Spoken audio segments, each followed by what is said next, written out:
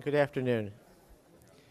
Ladies and gentlemen, as we begin our services, if we can please kindly turn off all cell phones or electronic devices, or please place them on silent. Thank you.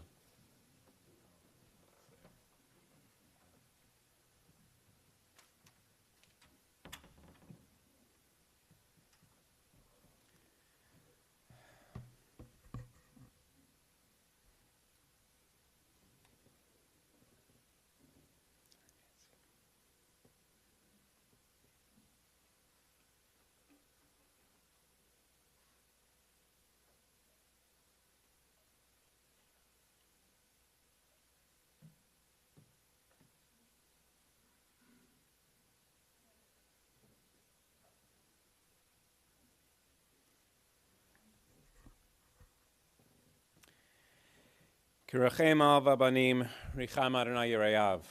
We learn in the book of Psalms. As a father has compassion for his children, so may Adonai, our guide of compassion for all the family and friends of Arnon Garonzik who remember this day. God knows how we are fashioned. God remembers that we are dust. Our days are like grass. We flourish as the flowers in the field. A wind passes over us and we are no more. But we trust that God's compassion is everlasting. Adonai's kindness to children's children endures age after age, unchanging.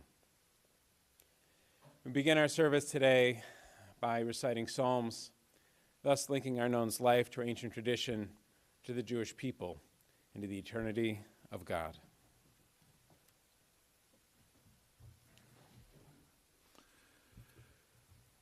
Shir LaMa'alot, a psalm of ascent. Esainai el harim me'ayin ya'avo ezri. Esainai el harim me'ayin ya'avo ezri. Ezri me'im Adonai Osei shamayim va'aretz. Al yitain lamot raglecha, al yanum shomrecha. Hine lo yanum v'lo yishan shomer Yisrael. Adonai shomrecha, Adonai tzilcha yad yaminecha. Yomam hashemesh lo yakeka v'yareach balayla. Adonai yishmorcha mikol ra, yishmor et nafshecha. Adonai yishmor tzeitcha voecha, me'ata v'ad olam.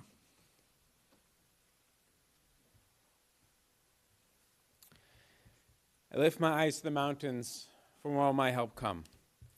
This is a question the psalmist asked thousands of years ago, perhaps at a time of sorrow like this one. And here was his answer. My help comes from Adonai, maker of heaven and earth. God will not let your foot give way, for your guardian will not slumber. The guardian of Israel neither slumbers nor sleeps. Adonai is your protection, our guardian at your right hand. By day the sun will not strike you, nor the moon by night. Adonai will guard you from all harm and guard your soul. For Adonai guards your going and coming, now and forever. Mizmor LeDavid. Adonai roi lo echsar. Bina deshe yarbit seni amei menuchoti nahaleni. Nafshi eshovev. Yancheni b'maglei tzedek lema'an shemo. Gam ki elech b'geis al mavet lo irara ki ata imadi. Shiftecha mishantecha hemai nachamuni. Taroch lefanai shelcha neged sorarai. Nishanta v'Hashem roshi kosi revaya. Achto v'chesed yirdefuni koyimei chayai. V'shavti b'veit Adonai le'orech yamim. Those are the Hebrew words of Psalm 23, also known as the Shepherd's Psalm, the psalm that guides us through difficult moments like this one. And I invite you, if you'd like, to join me as we recite it in English. The Lord is my shepherd, I shall not want.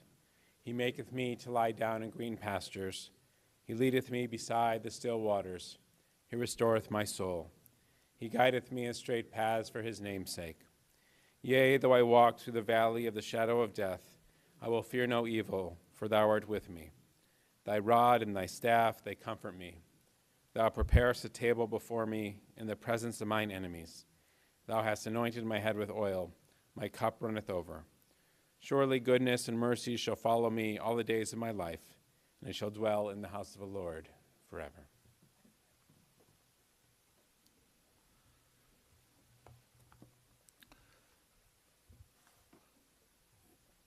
We are reading right now in our annual cycle of Torah from the book of Genesis, Bereshit, the biblical book of beginnings. And there we learn not only of the beginning of life, but we also end of customs surrounding life's end. At that time, we see in the Torah that it is members of the family who come forward to speak words of eulogy and words of memory. And we'll be hearing from a number of the members of the family today. But first we're going to begin with a friend, Bob Greenberg.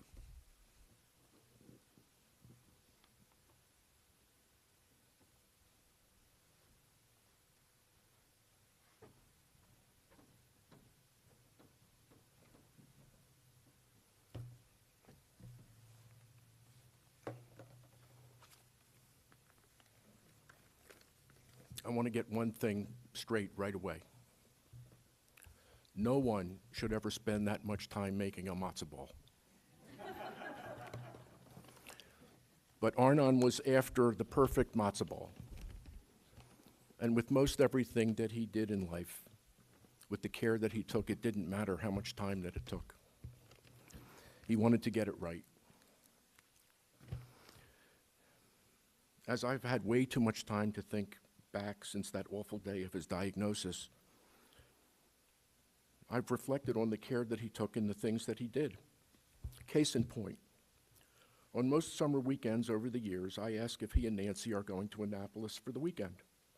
Yes, he says, but I'm going a day early because I have to fix the whatchamacallit that came off the thingamajig, which causes the who's-a-what's-its to do something. Now, I have it on good authority that if you own a boat, you have to fix things. Some of you may be aware of that. So it's Sunday and they're back, and we're at dinner. Arnon, I ask, did you fix the whatever? Now, there were two possible answers. One, an emphatic yes. I spent 8 hours on my back in the engine room with the sweat pouring in my eyes, and I didn't have the right tools, but I fixed it. The second answer was accompanied by a slight hesitation, so I knew that no was coming. But he would try to explain to me why he couldn't fix it in words that I had no understanding whatsoever, but he was trying. But then came the most amazing comment. Nancy would say, I told him to call somebody to fix it. He was so careful as the captain of Vision Quest. He had maps, he had radar, he had everything that you would need. You know this, who sailed with him. He took all the courses. Once, some years ago, I sailed with them on an overnight from Annapolis to Hampton, Virginia. Arnon announced to us and made sure we knew that he was on, I think it was frequency 16 for boats in the channel. So, in the pitch black post-midnight, suddenly, like in Close Encounters of the Third Kind, a beam of light came from way up high. I had no idea what it was. The radio crackled, and we learned that it was a giant tanker. Arnon grabbed the radio and said, "Giant tanker, you're on the wrong frequency." And then said to Nancy and I, they're on the wrong frequency. I'm pretty sure I was very calm, cool, and collected. And I'm pretty sure I said, you know, Arnon, you're 100% right. That big tanker headed right for us is wrong. Could you please turn left? Nancy's response was a little more graphic. One of our Christmas movies, also known for us as Jewish Movie Day, was The Last Samurai. At the end, the young emperor asks Captain Algren, the survivor of the battle, about the last samurai. The emperor says, "Tell me how he died." The captain says, "I will tell you how he lived." I thought that there must be some basis in faith and religion for this. I read an excerpt from a sermon given by a Rabbi Toba Spitzer several years ago. Her topic was the journey of the soul. She noted that the tradition of the rabbi's teachings related to death served this very purpose, to make us think about how we live our lives. She said that this life review is a moment of soul accounting, and we hope that we have lived a life in which our better moments outweigh the bad. Is there any doubt that my friend Arnon lived that life of meaning and character, and that he had all of those better moments? She said that good deeds we do and have done in this world create a garment of light that we wear when we enter the Garden of Eden. A garment of light. Isn't that a wonderful image for my friend Arnon? Of course, Arnon would tell you that he had such a garment during his lifetime. It was the Coogee sweater that he wore for 30 years. It was the doing, the discipline that mattered to my friend Arnon. There were no shortcuts. As I thought about this, I realized that this commitment, this sense of doing things the right way, permeated every aspect of his life. My friend Arnon loved. He loved with all his heart. David, Nancy, Mel, Sarah, and Justin, his grandchildren, his brothers and their families, Nancy's sisters and their families, Lionel and Helene, Rena and Nathan. Now you may be thinking, sure, love comes naturally for family and offspring. It flows as part of the human experience. And in some measure, you might be right. But what my friend Arnon showed was not simply born of the accident of birth. His love was not expected behavior. What I watched and heard over the years is the true essence of his love, love born of respect. When we love, we can skip over things. We can take shortcuts to allow for emotion. For my friend Arnon, the key was watching, listening, and understanding the true nature of all those that he loved, and then showing by his actions the respect that he had with that love. David and Mel started a business from scratch. And they had a fire. And how he respected what they did, building a business. Sarah and Justin picked up and started a whole new life in Colorado and had a house burned down. He respected how they reacted and came back stronger than ever. Elon's playwriting, Ronnie's amazing achievements, Foster going to Barcelona to train, Rena's journey to the United States, and meeting Nathan to create his family. And most of all, in addition to his incomparable love for Nancy, in addition to that, his absolute admiration and respect for her highly regarded professional achievements when it was not so common for women to be in the law. All sources of love and respect by and from my friend Arnon. I saw it, I watched it, he lived it and showed it, and I have never been so proud of anyone as I have been of my friend Arnon. These are the things that mattered to him. Did he have tremendous accomplishments? Of course. He had an ego. He did things to the max. He worked very hard, and he accomplished great things in his career. But that's not what mattered to him. Dina and I were beneficiaries of his love, and his respect, his honesty and integrity were precious to us than you can imagine. In my difficult times, Arnon was one who was there, waiting until the emotions of the moment had passed to offer his love and his help.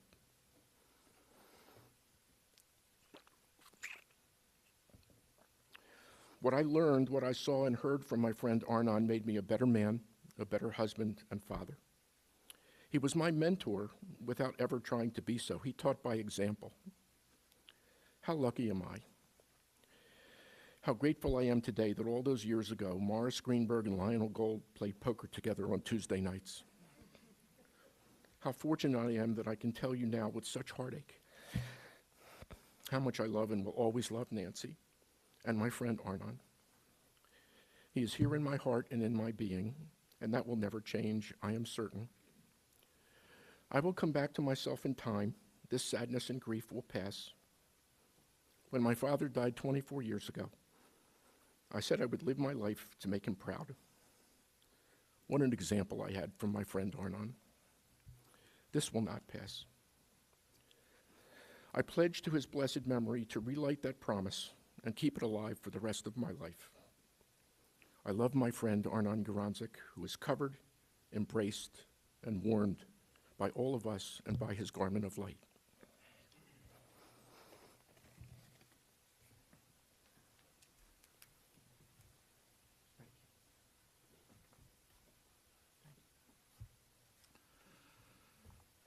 Now we'll hear from Arnon's brothers, from Ilan and Rani.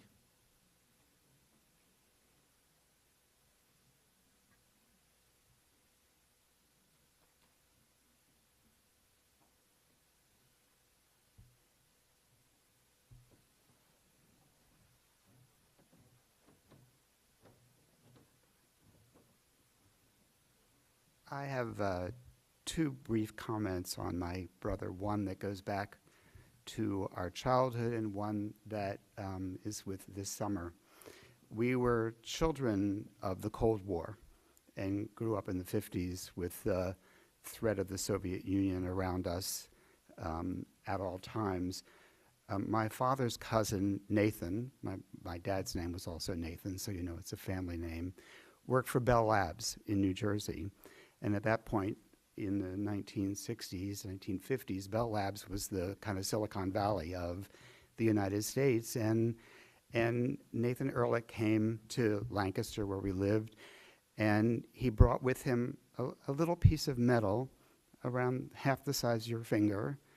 And he gave it to Arnon, and Arnon said, "What is this?" And he said, "Well, Bell Labs contributed to the design of a missile that shot down a Soviet missile, and this is a piece of that missile." And Arnon took it to show and tell the next day. And of course, taking the piece of a Soviet missile to show and tell when you're in 5th or 6th grade was like, you know, an enormous thing. And Arnon kept that, that piece of that missile, unknown to me and unknown to Nancy for 45 years. And we're at Nathan Ehrlich's 90th birthday party.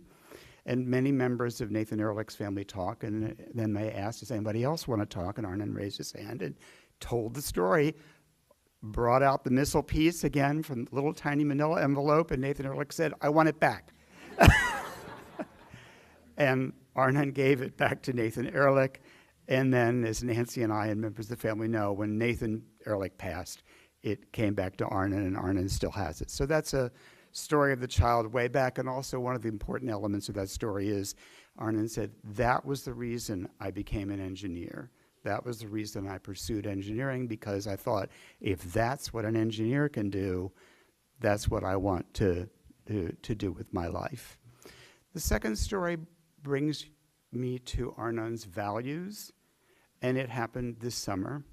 My partner is in the congregation. It's Steve Palmer, and Steve has been a part of Arnon and Nancy's life for the last 5-6 years, and an important part of that life is boating. Steve spent his life in the yachting industry and is a very experienced in all aspects regarding boating. And so we went boating in France last summer of 23. We went boating down the Chesapeake, and Arnon was always in praise of how Steve was as in command of all things regarding yachts and boating. And this summer, Steve's family came to America for several weeks, and his mother and his son and son's partner and 2 grandchildren. And Arnon said, you know, Steve has been part of our life for the past 6-7 years, and I want to know Steve's family. And so Arnon and Nancy came down just for the shortest of visits in July, and it meant a great deal to me that Arnon wanted to stop his life and come meet the people that are on Steve's side of the family. And that was the value that I wanted to share with you, how important family was to my dear brother. how important Nancy and David and Sarah and the grandchildren were to him and myself and Steve and Ronnie and his family. That was an overarching value of his life, the importance of family. So with you all, I say goodbye to my dear brother. I will miss him so. Thank you.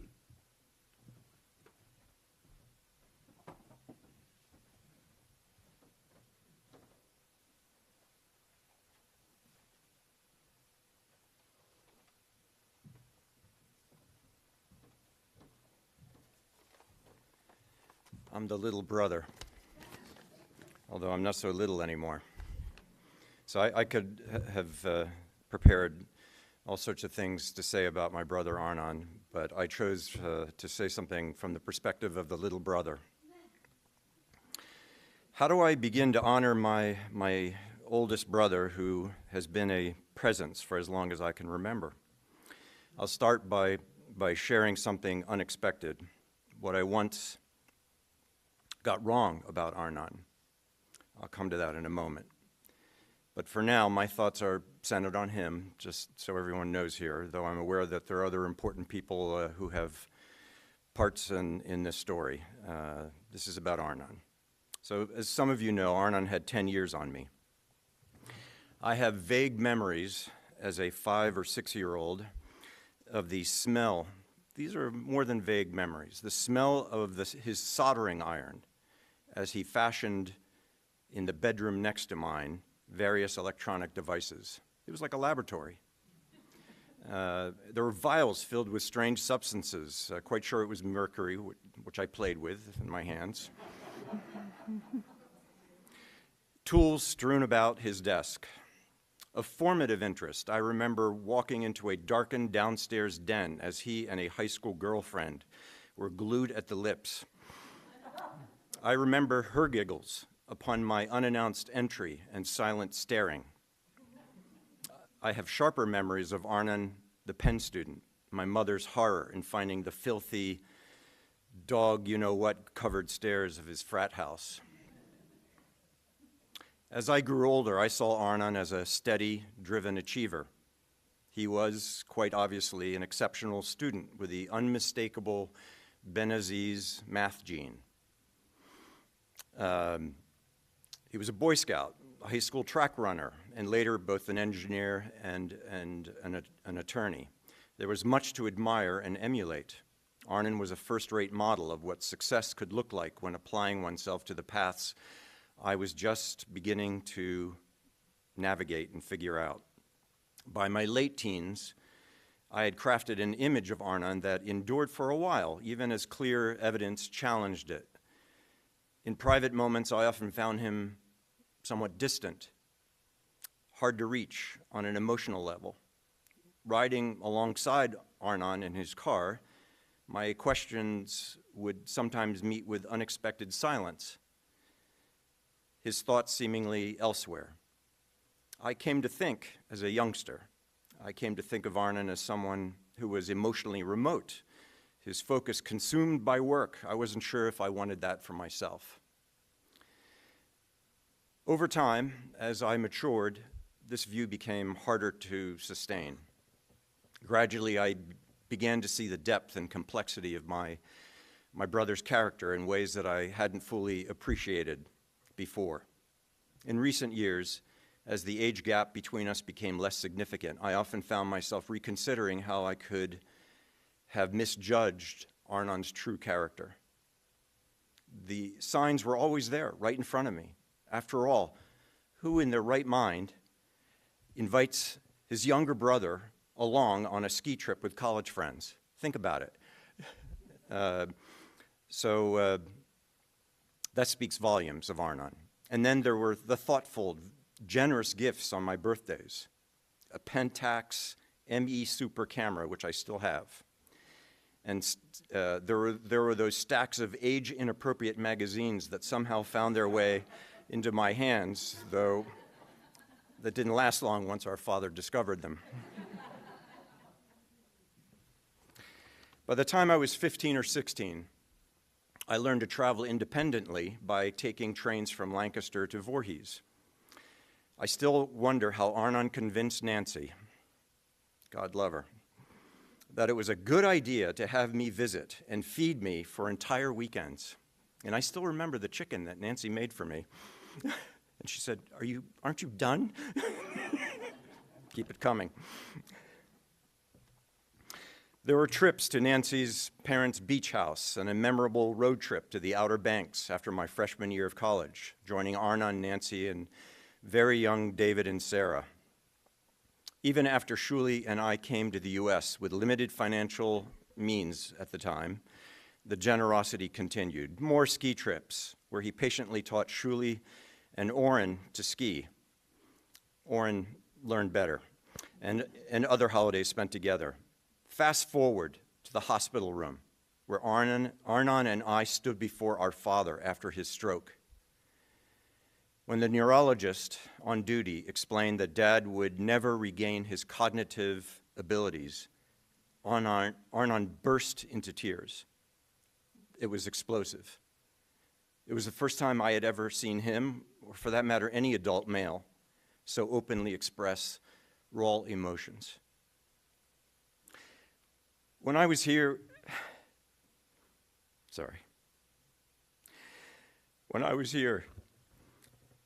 the first week of October, I had pangs of guilt about once misreading my brother.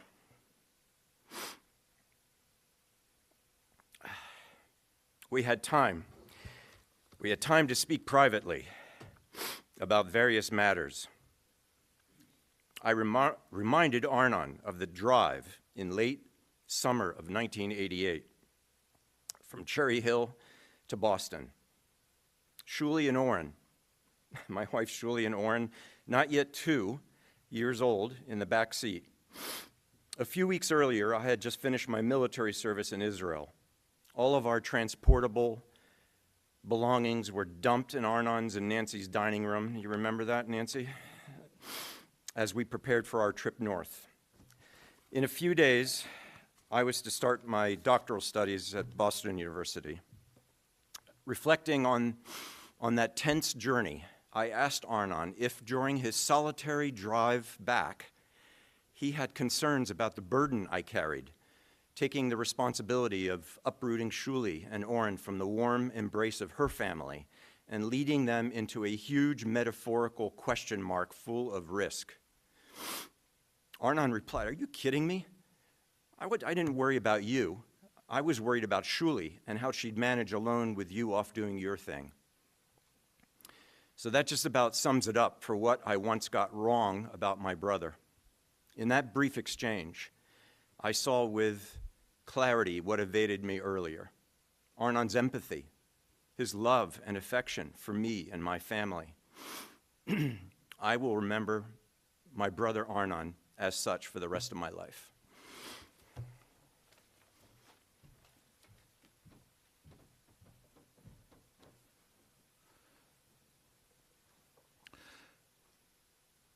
Next, it will be Arnon's children, David and Sarah, and coming with David will be Arnon's grandson, Foster.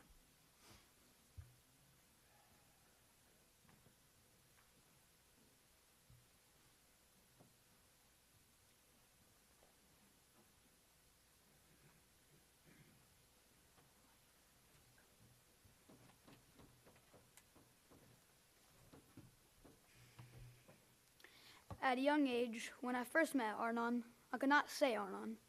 Then my parents had me say Saba, Hebrew for grandpa, but of course I couldn't say that either. But I did end up saying Sabi.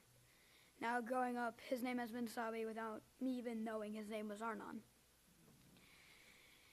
And when I was 3 years old, my father took me to his boat to watch the Blue Angels.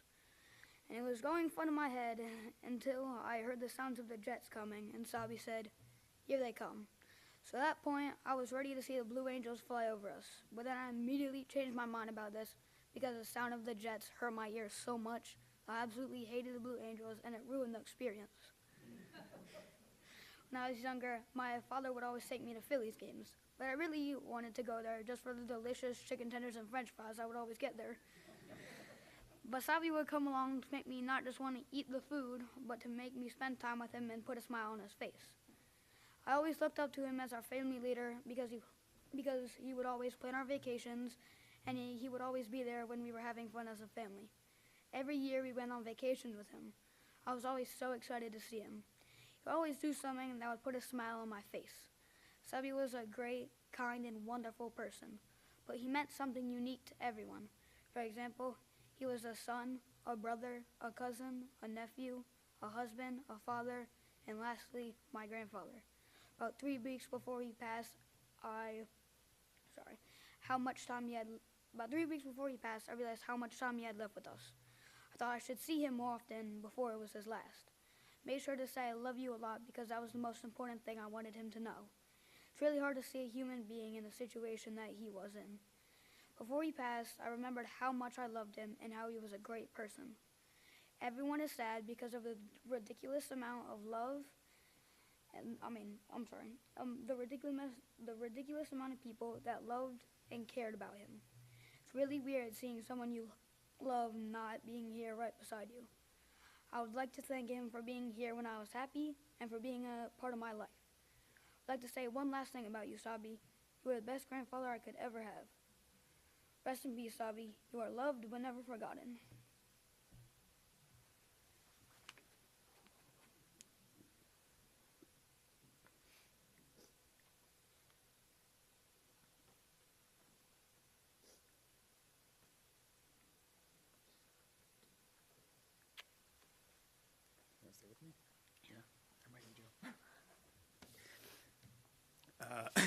So I'm going to preface this by saying that Sarah and I took a look at each other's eulogies yesterday, and we were talking about swapping, but she couldn't get through mine, and she basically said, "You're on your own." Very early on during this journey, after my dad's diagnosis, many of us remember the exact day. I remember exactly where I was. It was before he had a surgery. He had an appointment at Cooper, and I drove him to that appointment. And as Ronnie can relate to, we largely sat in the car quietly, didn't really have a lot of chit-chat. But as we approached drop-off, he said bye, and literally as he's grabbing the handle to the door, opens the door, and in one swift movement, turns to me and says, "If something happens to me, you have to take care of Mom." And just like that, he was out the door was closed, and he was walking away. I sat there at Cooper for 5 minutes just to get myself back under control because I was sobbing, and also realizing that I had to drive over the bridge, which meant I had to deal with New Jersey drivers, which is a whole other thing. 2.5 years later, we took a much different car ride. It would be his last car ride. It took great effort to get him out the door to the Corvette. It took myself, his brothers, Elon's partner Steve, to get him to the car. But he wanted to do that. He wanted to do it for himself. He also wanted some Wawa coffee one last time. But mostly, I was told, he wanted to do it for me. He wanted me to have one last memory of us driving together. It was a largely quiet drive, as most of them were, other than Dad telling me to slow down at the top of the hill because the police were there and they regularly were ticketing people for going too fast. I've told this to multiple people before. One of my largest regrets about that car in particular is that he never had a chance to really, I don't think, because he didn't drive the way that I drive, to really feel what that car could do. And given the condition that he was in just 2 weeks ago, I did not think that that was the time to do it. So I will always carry that with me, and my children will probably get the benefit of me driving that car very hard for him. But that was one more memory that I'll have to cherish. As I started to think about what to say today, and I've had the opportunity to think about it for a really long time, 2 themes kept coming up. The first was memories. When we are gone, our souls live on in the memories that were shared with others, words, places, tastes, sounds, sights. I was often amazed at how many memories my dad could muster up. Some of them I would just question, how could you even remember something from elementary school? Mostly because I don't remember any of my elementary school teachers. Somehow he remembers numerous of them. But for my dad, memories were a goal. Memories were for him, for better or worse, how he spent his energy in order to create them time and time again. We remember the vacations, we remember the holidays, we remember the trips to Lancaster to see his parents, we remember his obsession with computers before they became a fixture in our society. We remember his penchant for dealing with raccoons, which invaded our house not once, but twice before I moved to college. We remember his excitement over getting our first camcorder in order to record our memories. That same camcorder, which he brought to my first varsity ice hockey game in high school, on which he captured my first goal. I can still see that goal through my own eyes, and I can also see that goal through his eyes, what he actually managed to capture on that camcorder, despite jumping up and down on the stands. The memories that constantly swirl around my head, though, were the things that he didn't try to create for us at all, but brought me the most lasting impacts of having him as a father. Things that just happened because it was the way that what he wanted to do and show us, and it was natural to him. Want to fix that engine? Sure, let's crack it open this weekend. Want to replace electrical outlets and fuses in the house or the boat? Sure, it's only electricity. We can deal with that safely. I'm pretty sure we only got shocked a couple times. We were fine. The gutters are full of leaves on the Box Hill house, if you guys remember that house. Yeah, let's grab a ladder, let's climb up there with no safety nets, and let's try not to fall off the house while we clean up the gutters from all the leaves. Want to get us off a sandbar that we lodged ourselves onto off the bay of LBI? Nope, that's where he's drawing the line, and he actually threw me into the water to rock us off of a sandbar so that we could get back on our way. I'm not sure where Carson and Foster will benefit from that story, but I'm sure I'll find a time. Among other things, I will always think of Dad when I see a Burger King, a Snickers bar, which he always said was healthy because they have protein in the peanuts, Life cereal, the original Apple computers, and his favorite, Frosted Flakes, which he was eating when he met my mom. Oddly, I'll also always think of my dad when I look at my calves. Dad had a mean pair of calves, and for someone who literally never stepped foot in the gym, I could never understand it. If you ever saw my dad in shorts, which all the sailing people did, you knew exactly what I'm talking about. To my dad's credit, and due to the immense love that he shared with my mom, his diagnosis 2.5 years ago sent him down a path of nonstop memory making. For 2 years, my parents traveled the world, getting to corners of the earth they had dreamed of visiting together, creating every memory they wanted to together, knowing that time was no longer on their side. Family vacations took on new meaning, with grandchildren having the opportunity to burn memories into their own brains. This brings me to my second theme, his desire to make sure that we were all okay. Thinking back to that Cooper drop-off, which I'll remember for the rest of my life, he didn't say I love you. Honestly, it just wasn't something that we said to each other a lot, and as a result, me not saying it to him a lot. But for the last 2.5 years of my dad's life, we said I love you to each other more times than I can remember us saying in each of the preceding 30 years. It was part acknowledgement that we both understand that we were headed towards an impending certainty, but more so it was an acknowledgement that love was the way forward that would help make sure that we were all okay. My dad was fortunate to have time. We were fortunate to have time. He was not expected to make it as long as he did, and most families aren't as lucky as we were. He had enough willpower to make it happen. He had enough reserves to make it happen until he didn't. Giving someone permission to die, assuring them that we would all be okay, even when we won't be, initially, is freeing for the dying and allows a peaceful transition to whatever comes next. This past Thursday afternoon, as I left his room for the last time, I told him to rest. I said that it was okay to rest.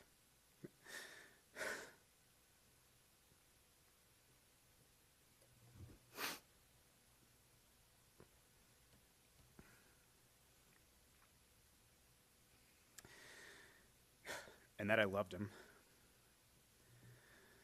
Growing up, we were a house divided, Star Trek versus Star Wars. This is kind of where I'm going to leave you guys.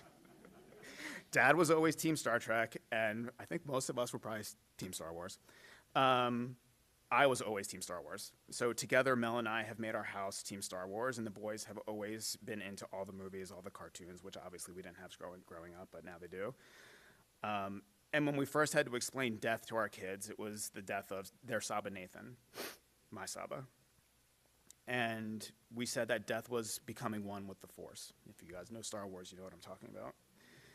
And being one with the Force, those that have died are never really gone.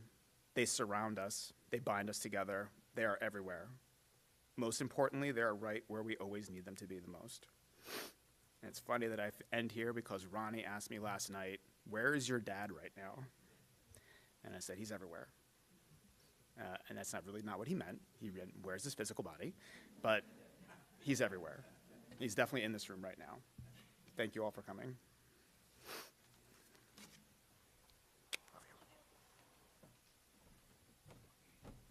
Sarah?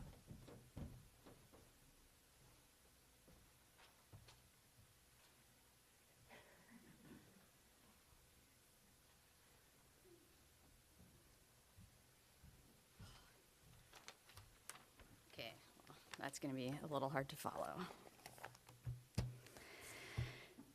Hi, everybody. A few weeks ago, I asked my dad what he wanted for his funeral. Do you want a particular song or a reading? He was very clear, and he had specifics in mind. And then I asked him about having a memorial service at Platt, like we had for Grandpa Lionel a few years back. And in all seriousness, he said to me, Sarah, who would even come to my memorial service? And I said, Dad, so many people love you and will miss you dearly. Friends, family, all the people you have touched will want to be there to honor you. And after a brief pause, he looked up at me and he said, fine. So here we are, Dad, a room filled with people who love you and are now grieving the pain of your loss. Over the past 2.5 years, my dad put up a courageous fight against stage 4 pancreatic cancer, defying odds in many ways and stunning his oncology team over and over again. He was a fighter. He had many of you here cheering him on near and far, and we thank you for that support. His #1 partner in crime, wife of 51 years, was by his side from day one until he literally took his last breath.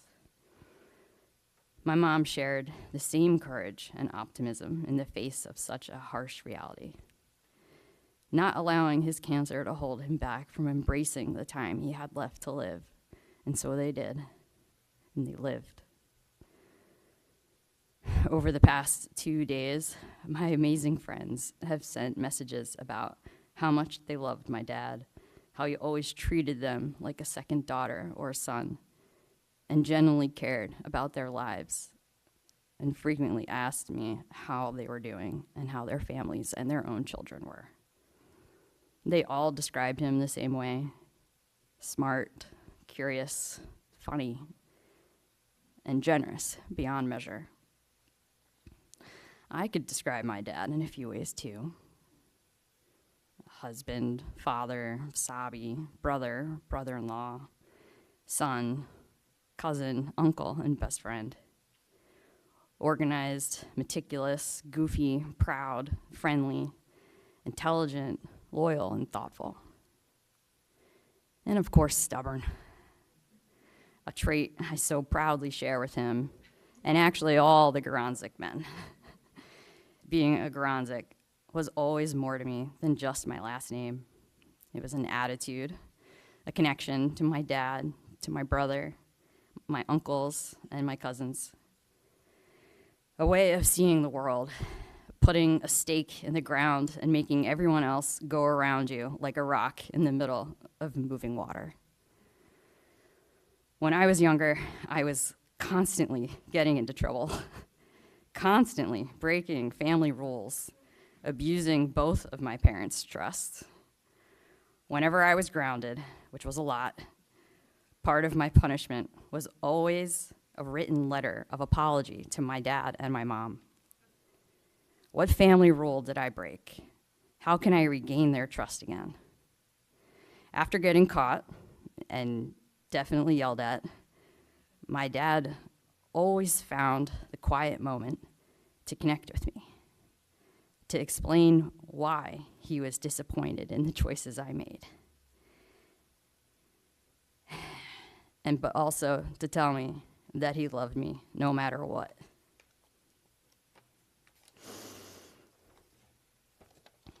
I didn't realize until I had my own children that my dad was repairing our relationship every time I did the damage, which is crazy.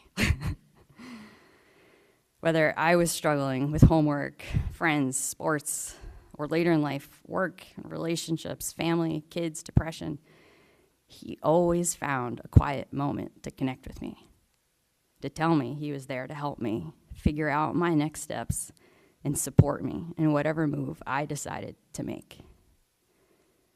Not everyone knows this side of him, the caring, sincere, and loving parent. But I do. I do. My dad.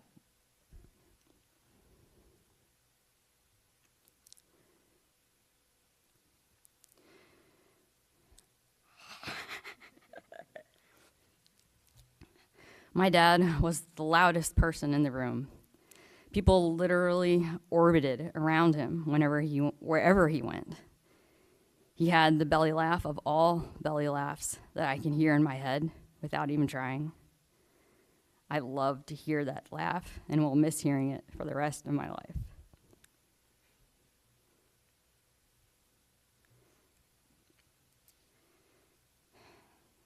But the quiet moments connecting with my dad are what I will miss the most. The smile on his face when he was with his granddaughters, Lila and Teddy. The noise he made when he gave you a big hug. Hearing him early in the morning in the kitchen making Lila and Teddy Cheerios and waffles for breakfast.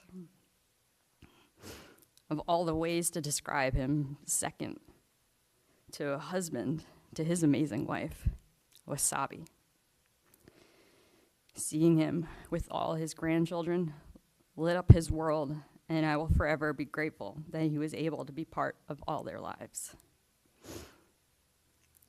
The quiet moments, the conversations, the advice, the hugs, the smiles.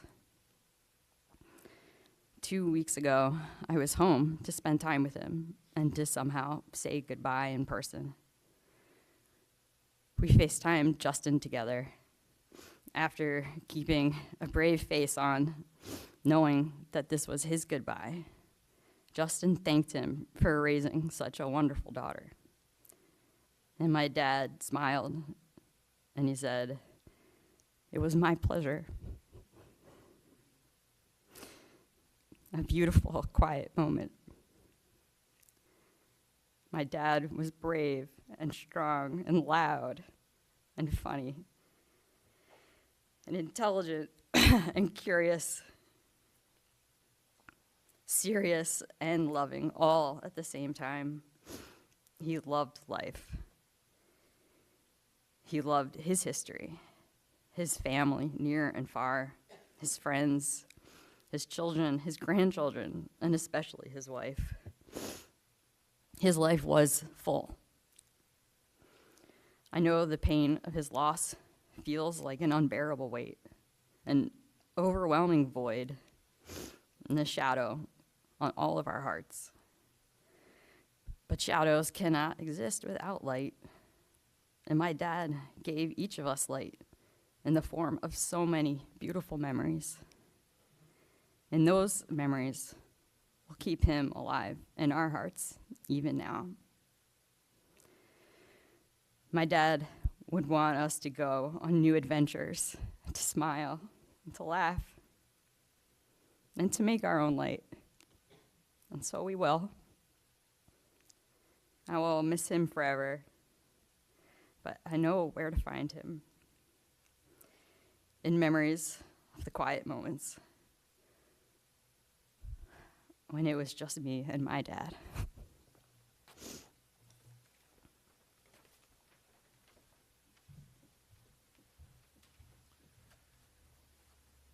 Nancy?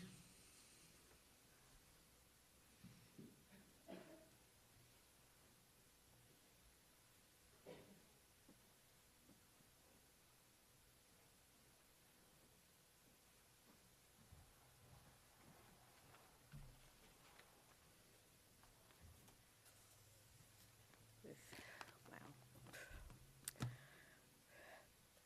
You know all those rom-coms with the meet cute beginnings? Arnon and I had a real-life meet cute beginning. When my sophomore year of college ended, my roommates and I had to vacate one apartment before we could get into the next.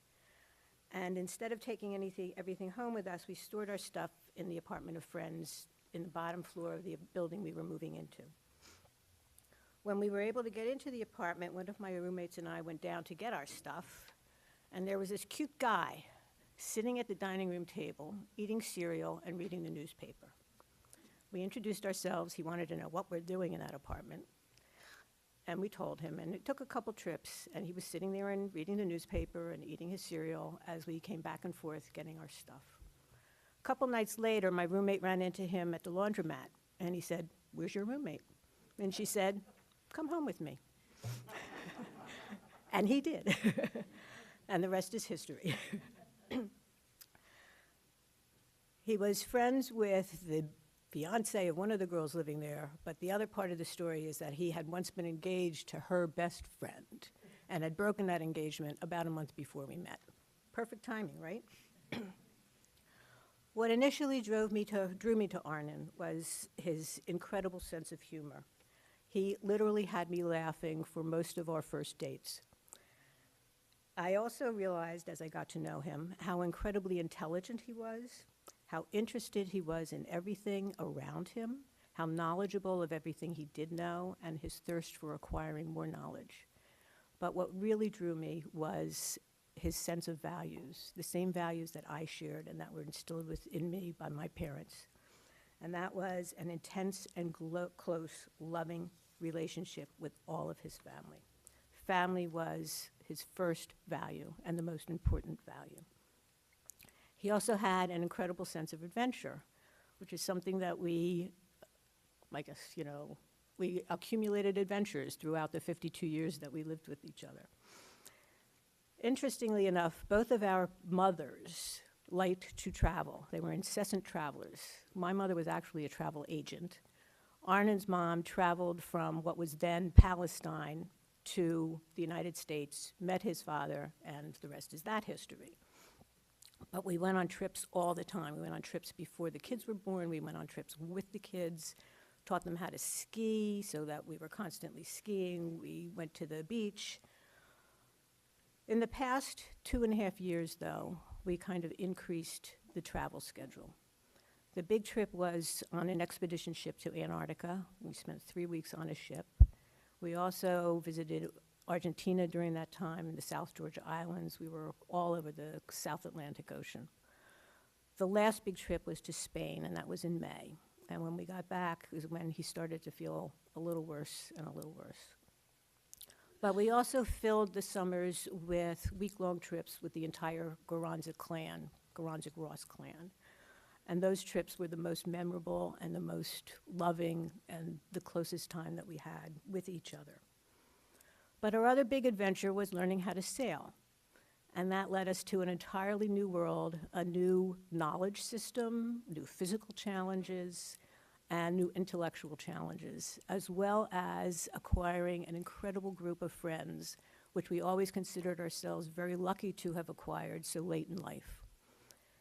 Those friends, a lot of whom are here, have just been such a huge part of our lives for the past 25 years, 26 years. We took a long, long trip on that sailboat. We took 6 months off and went to the Bahamas. Took 6 weeks and ate our way down the Intracoastal Waterway, stopping in Beaufort and Charlotte and Florida and in Charleston. We had a wonderful, wonderful time with our friends Jeannie and Chuck. And then 3 months total actually tooling around in the Bahamas, living on a sailboat. It was a big sailboat, a 46-foot sailboat, but we lived on a sailboat. It was great. And the only reason we came back was because we had to start making money again. Seriously. We also have incredibly close ties to the family in Israel. Half of Arnon's family remained in Israel after his mom moved to the United States. And the entire cousin system of Arnon and his brother's generation, and then our children's generation and their children's generation. And we've spent a lot of time, both with the children and then after they were grown by ourselves, in Israel. Our last trip to Israel was 2.5 years ago, and it was when we got back that Arnon was diagnosed. Since then, it's been acquiring memories upon memories. A lot of the time I felt that he was doing things to make the memories for me and for the kids, so that we would have him in our hearts all the time. We knew from 2.5 years ago that there was a finite amount of time left to us, and we wanted to make the most of it. Arnon was remarkable and maintained his health for much, much longer than any of the doctors thought that he would. But the thought was always in the back of our heads that this is not how it was supposed to be. Both sets of parents lived into their 90s, and that's what we anticipated we would have. Unfortunately, that was not the thing.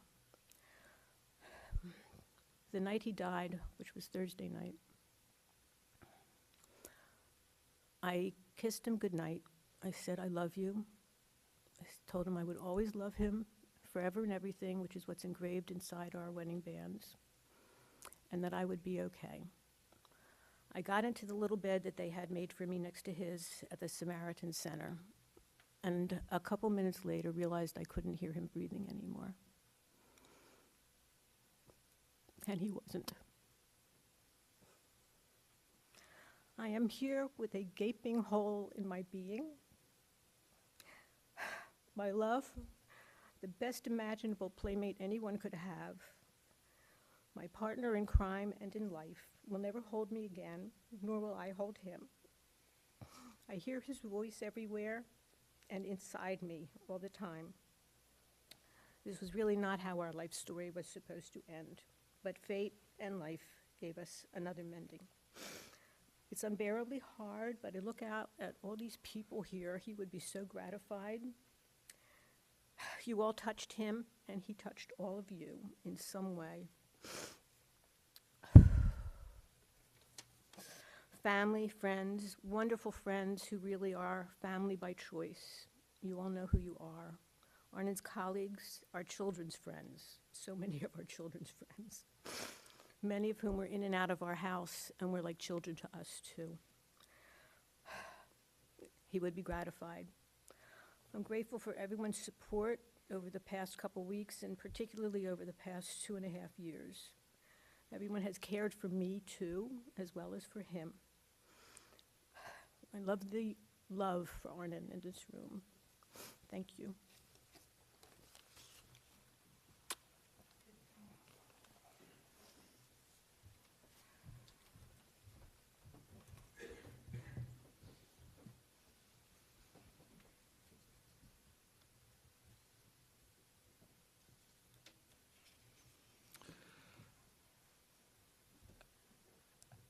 As we began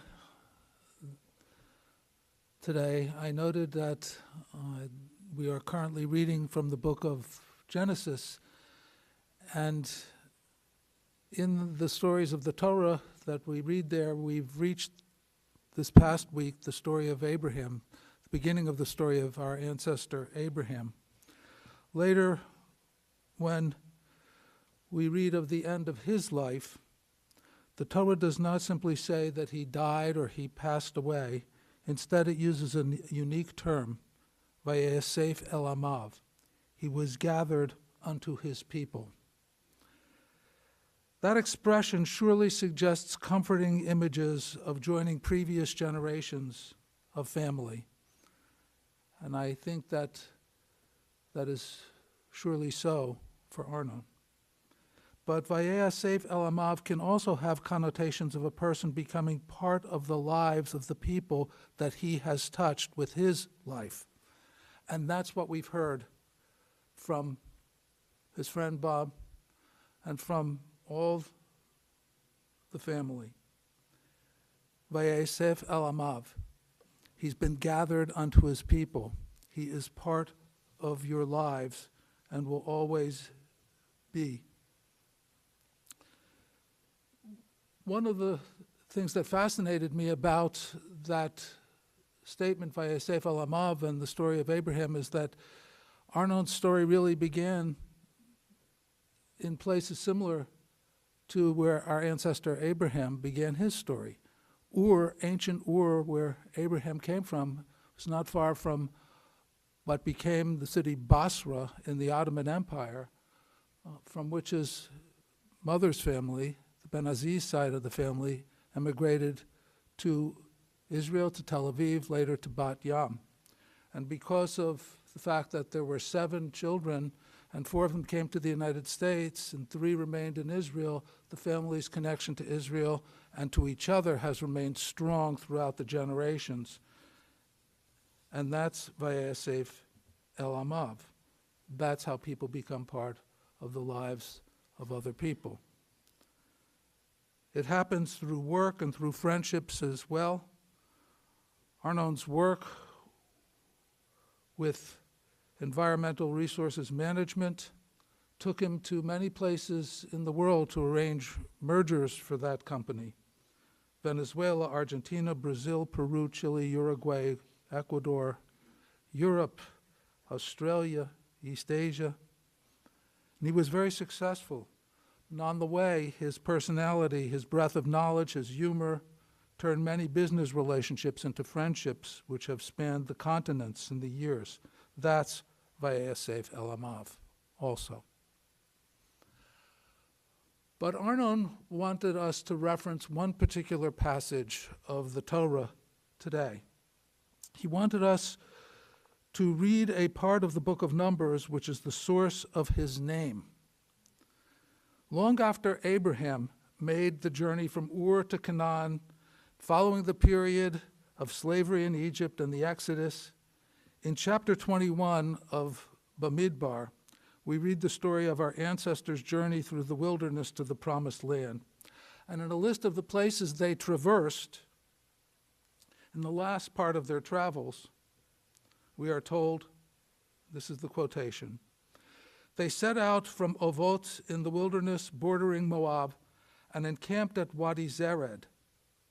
From there they set out and encamped beyond the Arnon, for the Arnon is the boundary between Moab and the Amorites."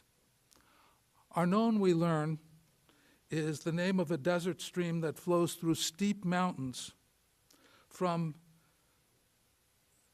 parts of Jordan to Yam HaMelech opposite Ein Gedi, which is into the body of water that we now know as the Dead Sea. The name Arnon means strong or mighty, and it also has connotations of joy and song because the Israelites miraculously survived a battle at the Arnon and then found a well of water from which they could drink, and they sang a joyous song. And therefore, the Talmud teaches that one should recite a blessing, a bracha, when seeing the Arnon.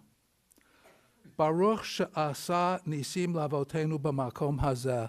Blessed be God who performed miracles for our ancestors in this place. Now, I suspect Arnon Garonzik wanted us to hear about that river namesake for several reasons. First, because he very much identified with his people and his history. He felt so connected to his past, his heritage, particularly the land of Israel. He not only visited Israel often, he was an active advocate for Israel through AIPAC, which is the way that he and I met. And I'm sure that many of you have had the opportunity to share insights that he had into the politics of Israel and its relationship to the United States, as I did. Another reason Arnon might have wanted the passage from Numbers read could well be the name's association with water. Arnon came to love water, not so much the beach, as you pointed out, Nancy, sitting around on the sand was boring, but being on the water, sailing, that became a passion for both of you.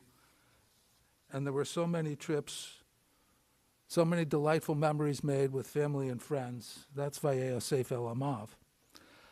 But there may well be another meaningful element in recalling the connotations of the name Arnon at this moment. In my last conversation with him, a week before he passed away, he expressed how grateful he was for all that he had had in his life, for career, for children, for grandchildren, and most of all for his years with you, Nancy. He knew he was blessed. And while all of us here would wish that he had had more years, he certainly felt a bit shortchanged by not having more time to share with all of you, more time to enjoy a ride in the Corvette, a trip to the Oshkosh Air Show, more time reading nonfiction from the Smithsonian Magazine to books about World War II, more time for sailing and trips to Israel. Still, he was very thankful for everything he had in a very full life. He felt blessed, and most of all, by the love he had from you, Nancy, through all the good days and particularly the last difficult days. Arnon was very brave in confronting the cancer that eventually took his life, but he could not have gotten the most out of those last couple of years and made all those memories without the support of family and close friends, and most of you, all you, Nancy. He was so grateful. He knew his life was a miracle. And so, as you look back on his life and you see the place he had in your lives, you too are thankful and might well appreciate the blessing the Talmud prescribes for seeing the Arnon. Baruch Shasa Nisim Lavotenu B'Makam Hazeh. Blessed be the God who makes a miracle. Vayasef El Amav. Arnon Garonzik has been gathered unto his people. May your memories be a blessing, a comfort, and a guide for all of you, for all the days and the years to come. Blessed be the God who creates the miracles of memory. We rise for a final prayer.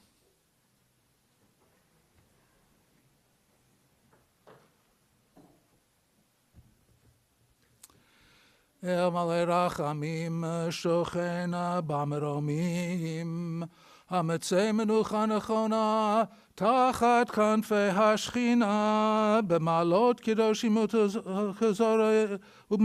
Kedoshim Ubtahorim Kezohar Harakia Masirim Et Nishmat Arnon Ben Natan Verina Shalach Lolamo Began Eden Te Menuchato An Habal Rachamim Hashtirehu Beseta Kenafecha Olamim Uhutzror Bitzrachem Et Nishmato Adonai Hu Nachalato V'Anoch B'Shalom HaMishkavo V'Nomar Amen. El Malei Rachamim, exalted, compassionate God, grant infinite rest in your sheltering presence among the holy and the pure, to the soul of Arnon Garonzik, who has gone to his eternal home. Merciful One, we ask our loved one find perfect peace in your eternal embrace. May his soul be bound up in the bond of life. May he rest in peace, and let us say, Amen. I ask you to join me now as we recite the words of Mourner's Kaddish. Yitkadal v'yitkadash shemei Rabbah, ve'alma divra kirutei ve'amlich malchutei, v'chayechon u'vyomechon u'v'chayei dechol Beit Yisrael, ba'agala u'vizman kariv v'imru Amen. Yehei shmei Rabbah mevorach le'olam omeo maya, yitbarach v'yishtabach v'yitpa'ar v'yitromam v'yitnaseh, V'it hadar, v'it aleh, v'it halal, shemei kudsha brichu. Leila min kol birchata v'shirata, tushvechata v'nechamata, damiran be'alma v'imru Amen. Yehei shlama rabba min shemaya, v'chaim aleinu v'al kol Yisrael v'imru Amen. Oseh shalom b'mromav, hu ya'aseh shalom, aleinu v'al kol Yisrael v'imru Amen. You may be seated.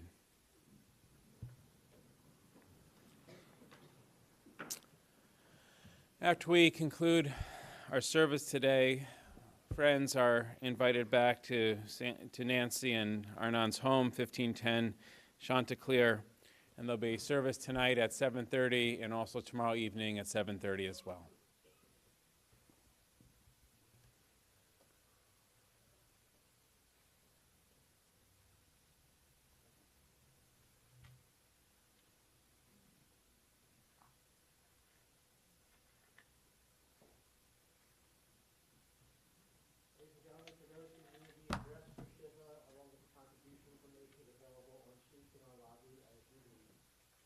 folks who are in these few rows, if you can bring yourself